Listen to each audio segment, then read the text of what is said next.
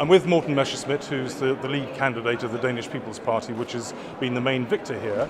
It looks like they're going to get about 3 out of Denmark's 13 seats, but this is the first time that you've been the first past the post party. What's the explanation? I think most Danes favor a cooperation in Europe focused on commerce, environmental issues and things like that, but oppose the fundamental idea of an ever closer union, which we have experienced for the past years, beginning to engage also in our social benefits, in our foreign affairs policies and many other issues which have passed the limit of the sovereignty that most Danes, I believe, feel is necessary. And therefore they now favor that the union as such changes behavior, changes focus, and that I think is the outcry tonight. So what are the elements of Europe that you don't like? Well, on the labour market, for instance, Denmark and the Scandinavian countries are famous for its special model, which has been attempted to be attacked by the court and by other EU institutions. Equally, we have our welfare system, which is more generous, I would say, than many other member states in the Union. And we need to protect that. We need to have that preserved as our own sovereignty. In this building we stand with the national parliament. Those should be the ones entitled to decide who gets benefits and who don't. How much of this is an anti-immigrant vote?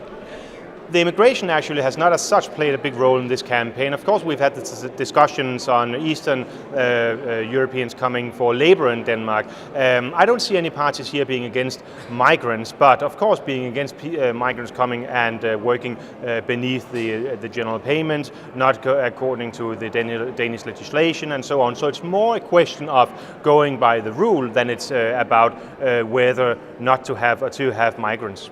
What do you think about the success of Britain's UKIP party?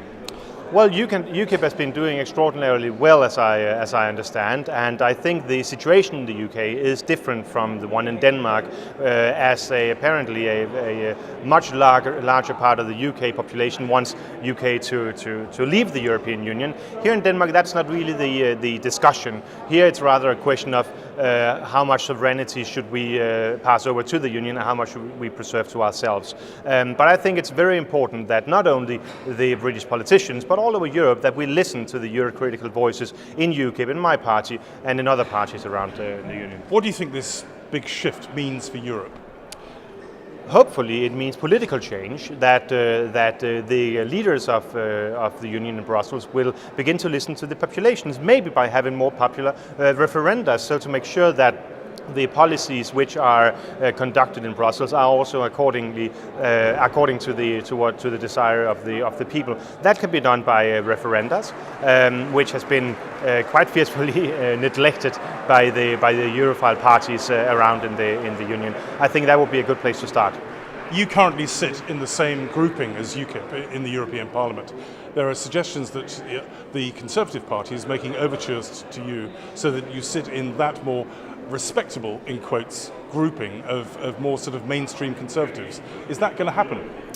I think it's too early to say but would you like to sit with them? Well, it depends on how the groups will be composed. As I mentioned, there are things where we share fundamental ideas with UKIP. There are areas where we don't, and the same thing goes with the Tory party.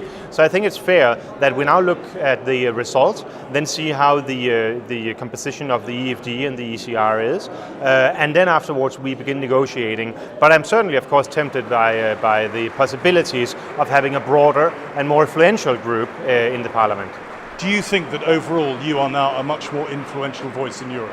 That is certainly the idea, and that is going to be my ambition. Mr. Messerschmidt, thank you very much.